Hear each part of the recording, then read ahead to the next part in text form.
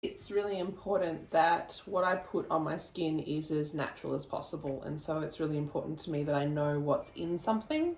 This is just part of our kit that we thought might be useful to get you to think about the different kinds of creams and oils and things which are available, and also some creams and oils and balms and things which you can make yourself quite easily. We all have different scents that we feel drawn towards. These two are the most popular for most people, largely because of the application. Peppermint's really particularly good for clearing the head, clearing the sinuses, getting you clear and focused. So it has a mental application as well as more of a physiological application.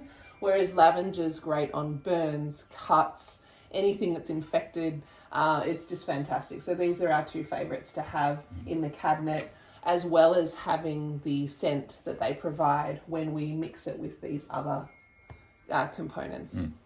Fun fact as well, peppermint oil is good to boost short-term memory. There you go. So if you're studying, get on to it. Oils I find are particularly good when it comes to a broader application, but the issue is oils are messy. So when you're going to give someone a massage, you kind of want to do it on a towel, and you're committing to it. So it might be something that you're doing for at least 15 minutes to half an hour on your loved one or yourself. And you want to use an oil that works for you, which is why we've got a couple here. I've got argan oil and the other. But you need to find what works for you. Olive oil's a really good one too. If you're like, oh my God, I'm inspired to do a massage and I don't know what to use, but you have olive oil in the kitchen. So, you've got something. I have used peanut oil before. It's not as good as olive oil. No. Stick to the simple stuff. Then as you start to get more targeted, something like Physio Cream is really great because it's got that cooling as well as heating quality to it, doesn't it? Yeah, I've had some patients, once I apply it after a treatment, that say that it sometimes feels cool, or sometimes it can actually feel a bit warm on the skin. And the main thing is that it's actually disrupting a person's perception towards pain. Now, it's a natural anti-inflammatory, lots of arnica and calendula and things like that. So if someone is feeling like they've got a bit of an ache or a bit of a pain, quite non-specific stuff that we're talking about, then Physio Cream can help just take the edge out a little bit, because you want to be able to help someone feel a bit more rested, a bit less stressed, and able to get sleep if that's what you're after as well. One thing that Joey's been experiencing lately as well, I mean, she's due on Sunday, so that's 2 days away. So she's pretty close to popping. Starting to get some inflammation or some swelling in the hands and the feet, which is very common. So I find something like that, just with a gentle lymphatic massage and elevating, can really work wonders as well.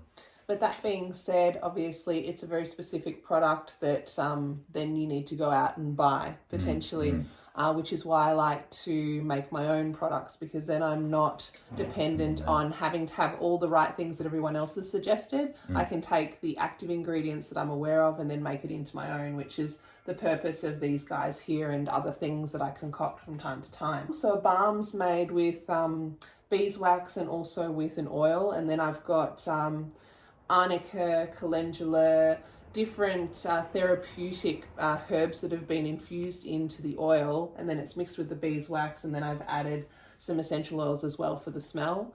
So I like to use this particularly for massage, but what's great with the balm is it's not as messy and it's more localized, and because it's got so much oil in it, but because it's harder, you're able to massage your skin for a little bit longer, and then it's also got the moisturizing qualities to it.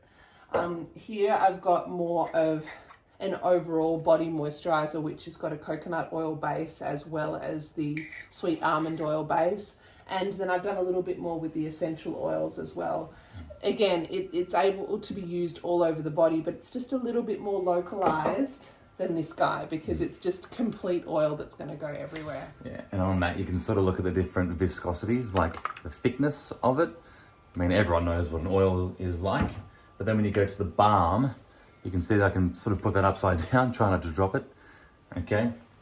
And it's a lot thicker, and then once you have the coconut oil base, it's kept this kind of cloud-like shape in there as well. No matter how much I move around, that stays in the same shape. So that's why that's so good for things like balms, lip glosses, Yeah. things like that. But again, it just depends on what works for your skin. Yeah. And it's all just about experimenting, trying different things out. Yeah, have a play. Absolutely. So speaking of have a play, let's use some of these oils on Joe's massage.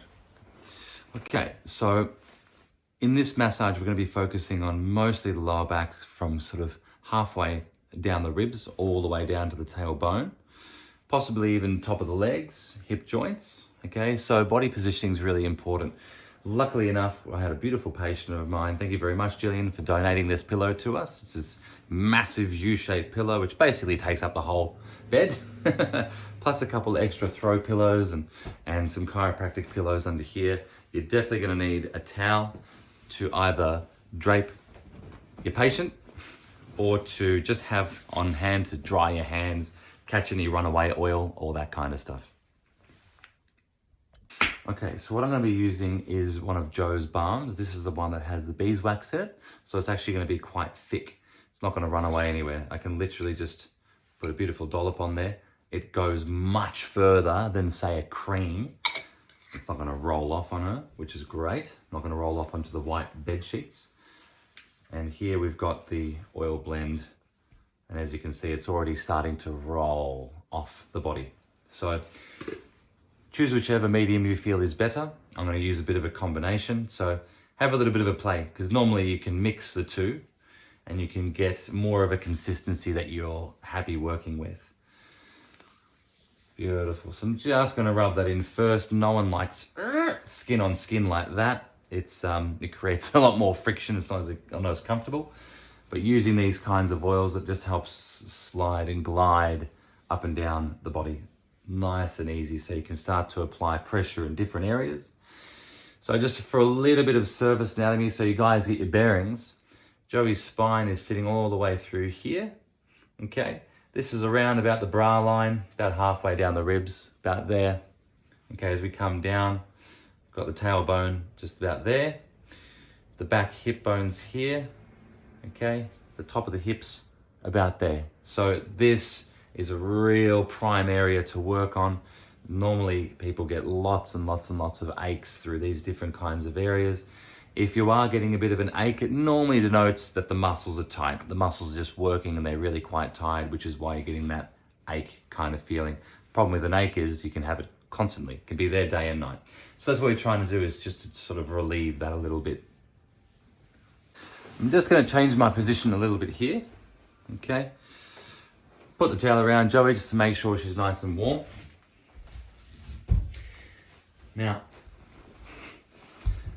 this technique I was playing with the other day. And the good thing about this technique is you'll find that if you're using your fingers to massage, naturally they're going to get tired really quickly. The thumb's a little bit less so, but some things or some areas of the hands and forearms people don't think about massaging with is so the base of the palms there, all right, kind of like that. Or with the knuckles, gently, sort of more of a semi-closed fist like that. Or you can use a closed fist like here. Now, it's important to remember that the bony structures are actually really sensitive. So you don't want to be rubbing your knuckles over a spine. That's gonna go against the principles of this massage. The principles of this massage is to relax and make your wifey feel special and pampered and really start to control that pain. So you can start off just getting a little bit of a feel for the body, trying to find where things are at, see if some areas of the body are tighter than others, or are there trigger points, or is there unevenness in the body, is there symmetry in the body, is there a foot hanging out over here that's that you've got to be aware of. Is anywhere sort of touch. Make sure that you speak to your partner or whoever you're doing this massage on, and just make sure that they're comfortable. Communication is really important. Some people can not want to let you know that something hurts out of respect or trying to be nice, but the aim of this is to make the person feel as comfortable as possible. So communication is really important. So as you can see here, I'm just going up the spine, out to the sides and lipping back over the hips and repeating the process. Nice and easy. This is just to make Joey feel nice and relaxed and me sort of to get my groove. Then from here, I'm going to get a little bit more specific and we're going to go a little bit more firm. Is that all right? You cool with that? Can we put a pillow between my calves and my butt? Yeah, absolutely. Let's do that. Okay, now we're a little bit more comfy.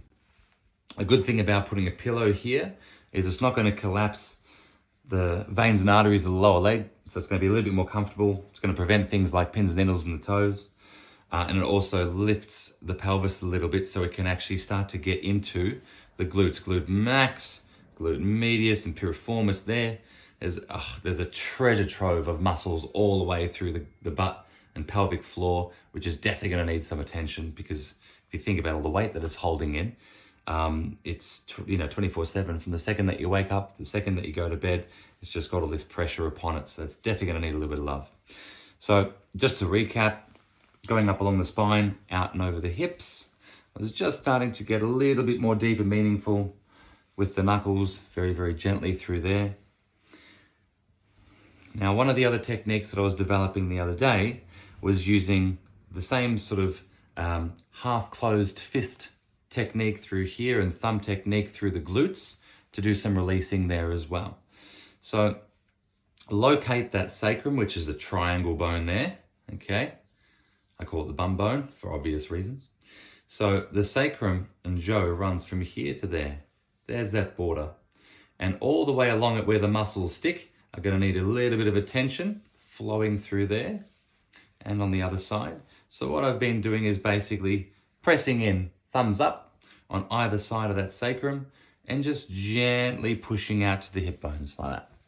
In again, sacrum, nice and slow to the hip bones. Beautiful. And again. So what you're basically doing here is getting all of those internal, external rotating muscles of the pelvis there, getting the glutes there, getting a little bit of the hip bones in there, the outside hip muscles. So it's actually quite a versatile little maneuver here.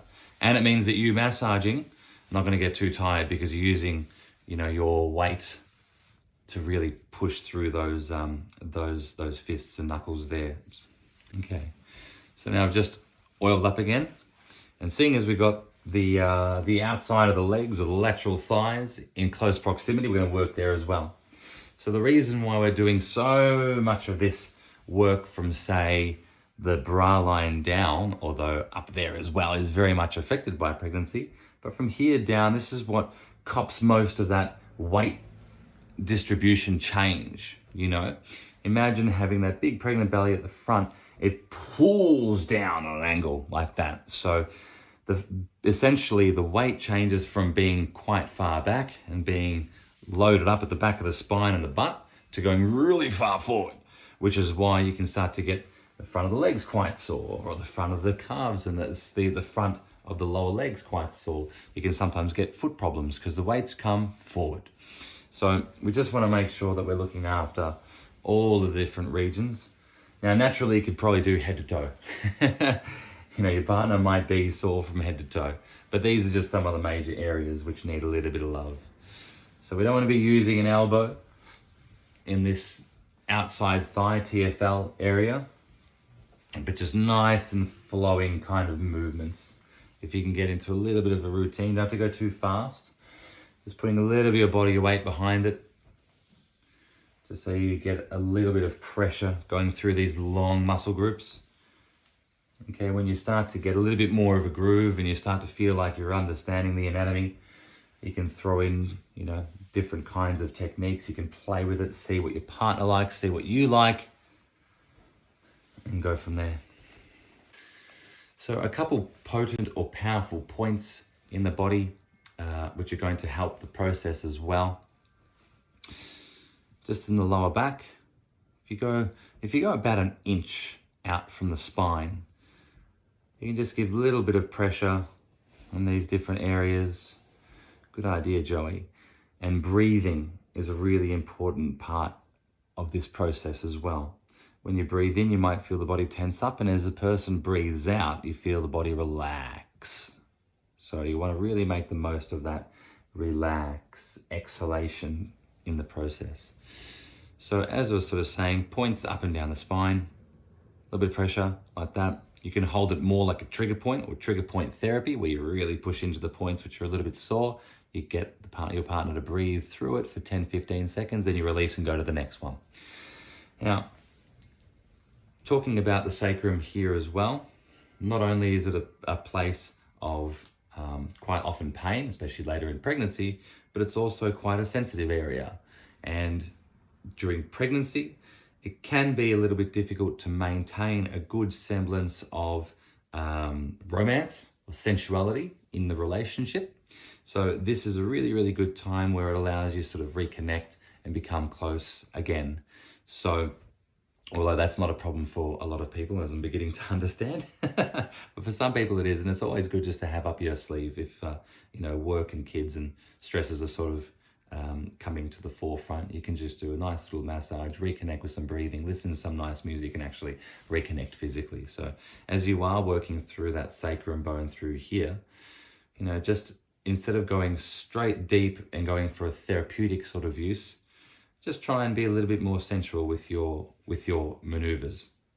The whole point of massage is to make a person feel comforted in some kind of way or another. If it has a therapeutic benefit, then fantastic. But my initial intention here is to make Joe feel pampered and loved, relaxed, happy, etc. And if you can make a woman feel beautiful and sexy, especially during pregnancy, it's not a bad idea. So just really getting in. You can do this with a little bit of breath. You can breathe and your partner can breathe. But I find that nice, sensual, slow, concentric circles are probably the best. You can go with lighter touch, brushing the fingers and things like this. Make sure you don't tickle the person. Hopefully your partner isn't too ticklish. But generally speaking, nice, slow, flowing touch, beautiful, concentric circles throughout the massage. Can just be a little bit more suggestive and really make a person feel just that little bit more cared for and held. So it's a good little tip as well.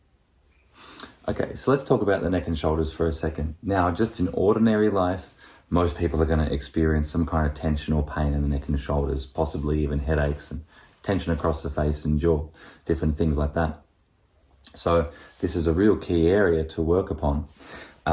If you can do a really, really good neck massage, then you're going to alleviate a lot of tension and stress, but also improve things like posture and breathing. So just a little bit of surface anatomy again. I've got the bottom of Joe's skull there. That's her occiput about there, okay? Which means it's also the start of the spine, going straight down, because Joe doesn't have a scoliosis, so it's just straight down, zoom, all the way. You can also see these little guys protruding out here. That's the spine of the scapulae or shoulder blades. Up through here, you've got the traps. That's where most people come up from behind and give you a massage. And oh my God, you're so tight. It's normally the traps that they're talking about. But just underneath those, which run from basically the point of the shoulder up the side of the neck, is the scalene. Okay, it's that kind of spot there. Scalenes, think fish scales. So the scalene is a really, really, really important area or muscle to massage. But there's a lot of veins and arteries and things and nerves in that area. So that'll be more intermediate. What you want to try and do is cut your teeth on some of these other areas. Traps, rhomboids, that sort of upper back, shoulders into the neck area. That should be your playground if you're just sort of starting out and getting your feet, getting your bearings with regards to your massage. This is actually a really good position for me because I'm able to come from the side, use both thumbs on either side of that trap and just knead my way or concentric circle massage my way all the way up. Okay, now be very, very mindful. It's a sensitive area of the body. Don't go too hard, okay? Unless, of course, you don't want your partner to ask you for another massage again. It could be a little trick that you're doing there. So, 2 thumbs, either side of that trap. You can work in alternating cycles like that, or you can work together like that. Once again, I'm not using an oil at the moment, okay? But you can use oil, you can use a towel underneath your hands to get a little bit more grip. But that's a nice little technique through there, which normally works quite well to around about where the neck and the shoulders meet, that little corner there. You can do one-handed thumb. You can use your fingers in that area. If you're starting to get a little bit more familiar with the body in these techniques, you can start to use a forearm. Don't use the point of the elbow. Bang! Oh my God, that's going to kill. So that's a big trap for young players, using the elbow, the point of the elbow. It's very difficult to, to control, and it hurts, both of you. So use the forearm, just here like you're leaning on someone. It's so much easier. Lean on me, kind of thing like that. Nice and easy.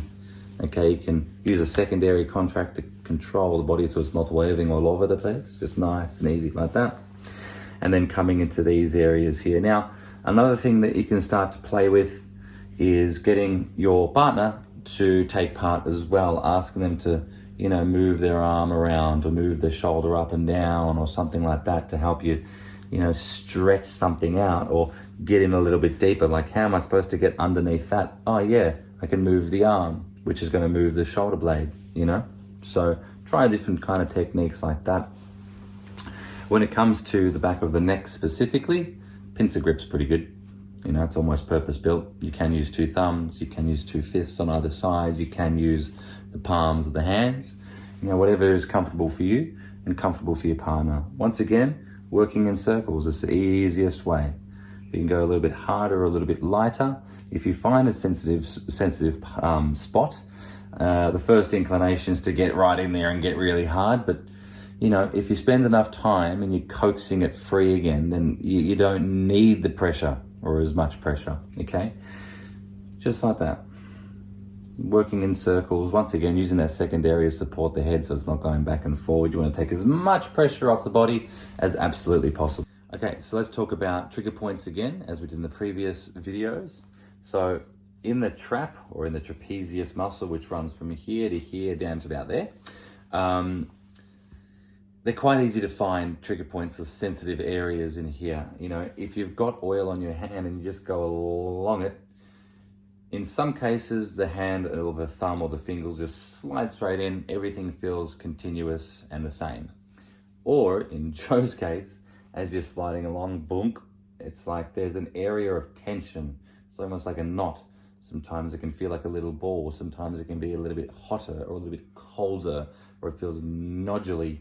Or in this particular area, if you go over it, you're most likely going to see your partner wince or move away from your hand or something like that. So, use your fingers like eyes, okay? You're feeling with intention. My old lecturers always just used to say, feel with intention, okay? So it's communicating through touch. It's kinesthetic. So if you start to feel like, oh, there could be something here, either ask, how does that actually feel in there? Do you feel that, sucker? Yeah, it's really tight. It's a good one, isn't it? Where's that going? These can also refer. You can get pain going to like your eyeballs and all kinds of wonderful things like that with the trigger point referral pattern, the kind of neurological pattern. Is it radiating anywhere? Is it going into your eyes or the back of the head or something? I feel like it's radiating into my right gland. Right, okay. So I've identified a spot. It's a little trigger point in there. Joe has corroborated that story and said, yes, it is, referring and it's quite painful. So from this point here, then you start to go into a bit more of a therapeutic language. So it's wise to be a little bit more gentle, because what you can also do is do a lot of massage in one particular area. It feels great and it feels released, but then the next day it aches when the muscles tighten up again. Fundamentally, what you've got to try and do is correct the bones or the joints, try and take pressure off the nerve in those kinds of areas there. That's when, spinal rehabilitation or your chiropractor or your osteo is going to help the best, because they're going to specialize in just decompressing those nerves, which is going to reset the tone or the tension in these muscles. So if you are going to go down the path of trying to release trigger points, start off nice and gentle, take your time, do it with some breathing. If you want, your partner can do a little bit of movement or stretching as well to sort of help you out, but use pain as your guide. The second that you start going into pain or it becomes excruciating, or it's like, stop, then stop, okay? In some cases, you can do more harm than good if you're not mindful about the body and working within the limits of what the body can handle. Make sense? Cool. Okay, so We don't always have a wonderful partner around to massage us, and yet we have pain. So what I'm going to do is just help release a little bit more at the front of the body. It's also because sometimes these areas are maybe not so it's not so comfortable to have other people touch them. It's better that you touch them yourselves, particularly when it comes to your belly. So I've got my balm here, and what I find is a lot of the pressure with the baby, it's pulling me forward all the time. So I'm wanting to release it by just making some gentle sweeping movements towards me. Similarly, the sides bulge out a little bit, so I'm wanting to do that same kind of action up through the sides. What also happens is the pubic bone also gets, the pubic symphysis gets a lot of pressure too. So just some gentle pressing movements can be really nice in there. And of course you breathe. And wherever Bub is, so wherever his feet are, or her head is, or wherever her back or her butt is, that's where there's usually going to be a little bit more pressure and a little bit more pain happening. It's also nice to be able to move Bubba around in that regard too, because those areas you might just get sick of them being really sore. So nice deep breaths, inhaling through the nose perhaps, and out through the mouth. Just naturally using the breath to keep releasing the tension.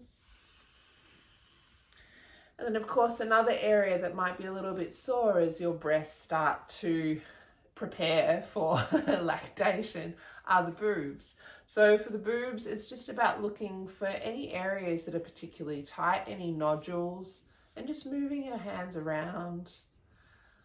I find that there's a little bit more discomfort underneath the ribs. And this is also going to help with that lactation too. Mastitis, things like that, it's usually because of blocked channels where the milk comes through. So the more you're creating circulation in the tissue, the more effective the tissue is going to be, the less likely there's going to be blockages. And then of course, there tends to be a bit more rolling forward of the shoulders as everything comes forward with the weight of the belly. So just being able to open things up a little bit through this area, helping massage a bit more through the chest, through the top of the shoulders, maybe even into the arms if you've got a bit of swelling, can be really helpful. So I'm going to use the balm again, because Joey literally just invented this stuff. It is fantastic. I love it. Look at it. It's like a protective cocoon on the skin. So we'll work in sort of 2 or 3 different segments of the leg, or sections of the leg. We've already sort of talked about the outside of the legs and the thighs and things here, hamstrings. So I'm just going to concentrate from sort of the knees down here. So same thing again. You want things to be done in a very smooth kind of fashion. You don't want to be too hard. Just introducing your touch slowly and slowly taking the pressure off, okay? Working from the toes all the way back to the body is going to be really good for returning, like vascular returning all that pooled blood and all that swelling. So you're basically going along the lymphatic lines, which help get rid of all that swelling. So toes and up. If you go down with too much pressure, you can almost feel, it feels prickly, it feels very uncomfortable. So just working in nice, long, slow movements like that. All right, so I've basically got Joe in this position here, so you can see the outside of one foot and the inside of one foot. So areas that I love to work on from the toesies up would be naturally starting the toes. Now, it depends on how ticklish your partner is, but same thing again, using the thumb, giving a little bit of a tug in there. There's a little bit of traction in that joint, can be a little bit of fun. You've got the balls of the feet through here.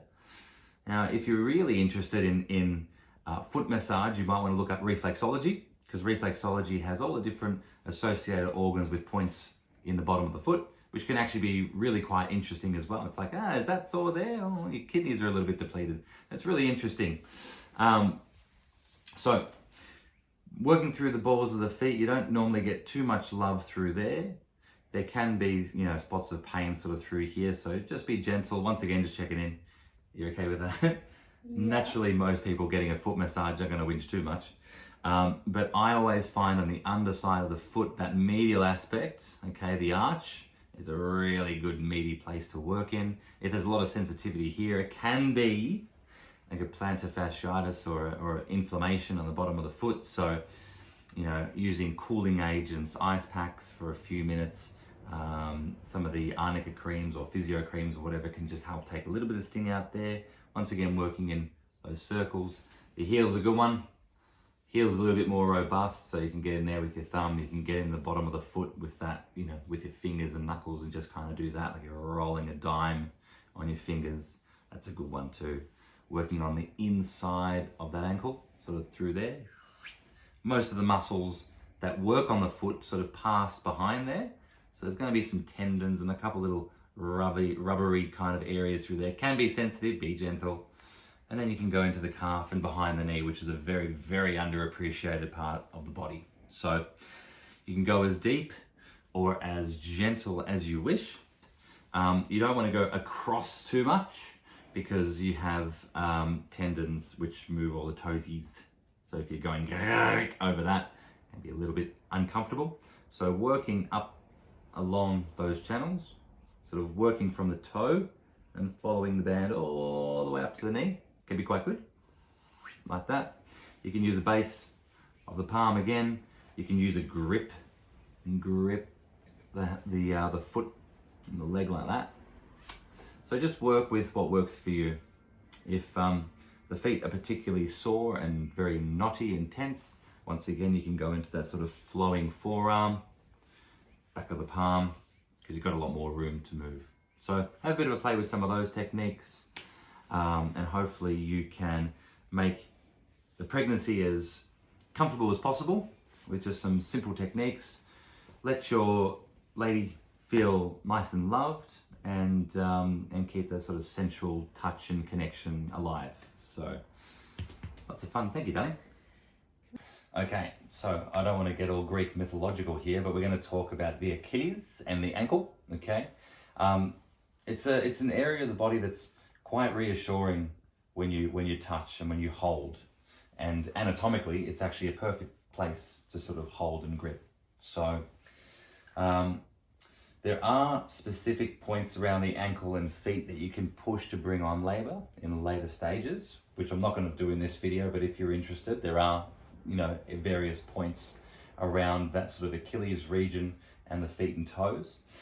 But same thing again as we've going all the way through these videos, just using the sort of a pincer grip as well, just using that thumb in different circles, giving a little bit of a pull, you know, a little bit of traction on the joint, playing with that sort of just very, very gentle massaging technique. You can play with the sweeping techniques and things as well. Just work with what works for you and works for your partner as well. You might just want to just gently, rhythmically grip and just kind of massage like that.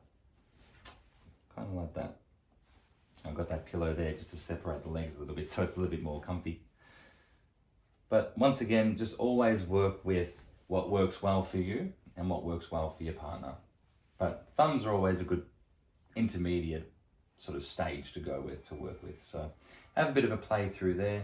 And don't forget to give the heel, the Achilles and the ankle, not only at the back, but also at the front, quite a bit of love.